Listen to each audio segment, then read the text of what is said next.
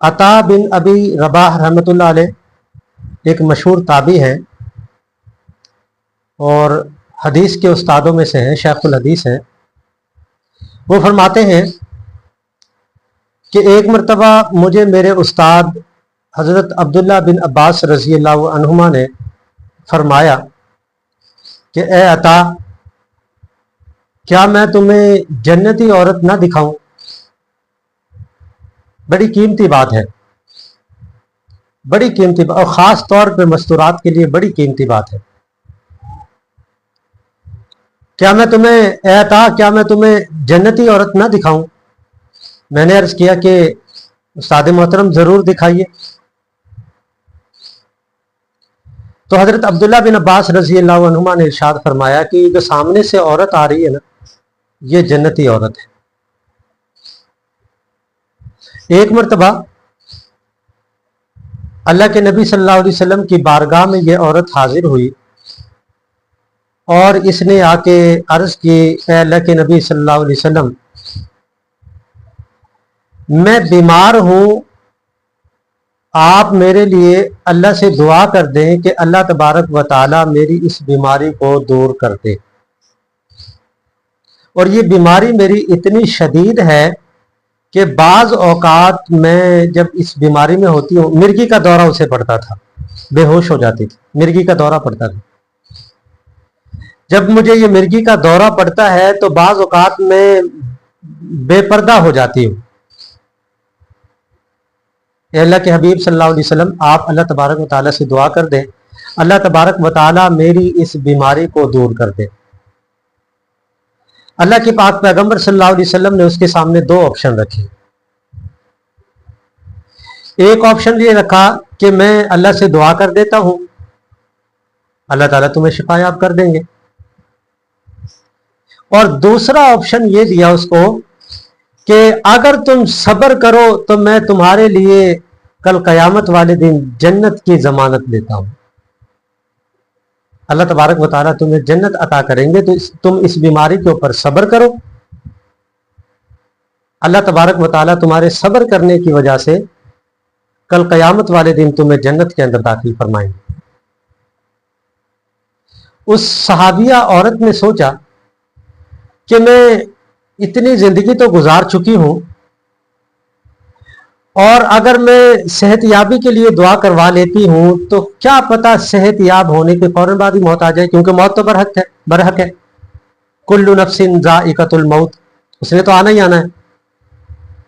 کیوں نہ میں اللہ کے نبی صلی اللہ علیہ وسلم سے جنت کی بشارت ضمانت لے لوں، کیونکہ زندگی کا تو کوئی پتہ نہیں ہے، اگر میں صحت یاب ہو بھی گئی، کیا پتہ اگلے ہی دن یا اگلے ہی لمحے، اگلے ہی سال، 2 سال، 10 سال کے بعد مجھے موت آ جائے گی۔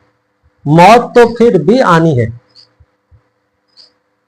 تو میرے لیے اچھا یہ ہوگا کہ میں اللہ کے نبی صلی اللہ علیہ وسلم سے جنت کی ضمانت لے لوں۔ تو اس عورت نے عرض کیا، اللہ کے نبی صلی اللہ علیہ وسلم، میں اس پہ راضی ہوں کہ آپ میرے لیے جنت کی ضمانت دیں، اور میں اپنی اس بیماری کے اوپر صبر کروں گی، کبھی شکوہ شکایت اللہ کی بارگاہ میں نہیں کروں گی، آپ میرے لیے اس بات کی ضمانت دے دیں۔ اللہ کے پاک پیغمبر صلی اللہ علیہ وسلم نے اسے ضمانت دے دی کہ تم صبر کرنا، اس بیماری کے اوپر صبر کرنا، شکوہ شکایت زبان پر نہ لانا، اللہ تبارک و تعالیٰ کل قیامت والے دن تجھے جنت کے اندر داخل کرنا۔ وہ عورت چلی گئی، جاتے ہوئے تھوڑی دور جانے کے بعد اسے خیال آیا، وہ پھر واپس آئی، آ کے عرض کرنے لگی، بڑی قیمتی بات ہے یہ، آ کے عرض کرنے لگی، اے اللہ کے نبی صلی اللہ علیہ وسلم، میں اس پر تو راضی ہوں کہ آپ نے مجھے جنت کی ضمانت دے دی، بشارت دے دی، میں اپنی بیماری پر بھی صبر کر لوں گی، لیکن جو یہ بیماری کی حالت میں کبھی کبھی جب غشی پڑتی ہے تو میں بے پردہ ہو جاتی ہوں، یہ مجھ سے برداشت نہیں ہے۔ آپ اللہ کے حضور دعا کر دیں کہ اللہ مجھے بیماری سے شفا نہ دے، لیکن یہ جو میری بے پردگی ہوتی ہے نا، اس بے پردگی سے مجھے بچا لیں۔ اب آج کی مستورات اس بات پہ غور کرے کہ ان عورتوں کو بیماری کی حالت میں بھی پردہ چھوڑنا कितना नागवार गुजरता था। आज हमारी माएं बहनें बेटियां सोशल मीडिया पे कैसे नाचती फिर रही हैं। बेपर्दगी गैरों से शिकवा नहीं है, मुसलमानों के अंदर कितनी आम हो चुकी है।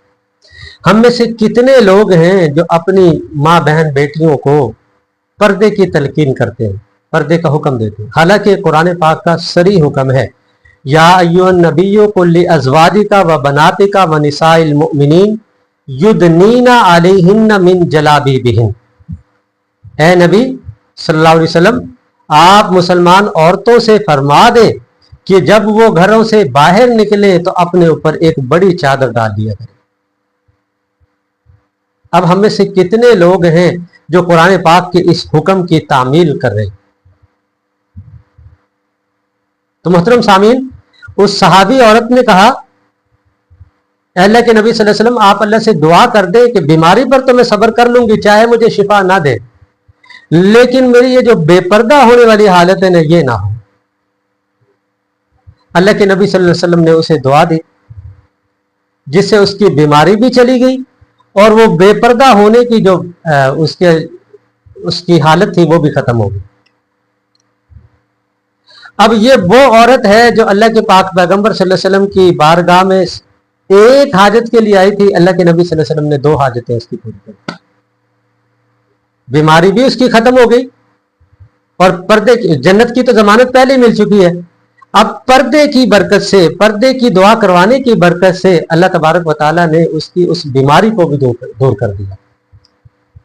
तो हम कोशिश करें कि हम अपनी मस्तूरात को पर्दे का हुक्म दें, उन्हें बताएं, पर्दे की अहमियत बताएं कि पर्दा दीन इस्लाम के अंदर एक हुक्म है, जरूरी है। अगर आप बेपर्दगी कर रही हैं, जिस तरह नमाज रोजा हज ज़कात छोड़ने की वजह से गुनहगार हैं, इसी तरह ये भी तो कुरान का हुक्म है पर्दा करना, इसको छोड़ने की वजह से भी हम गुनहगार हो रहे हैं।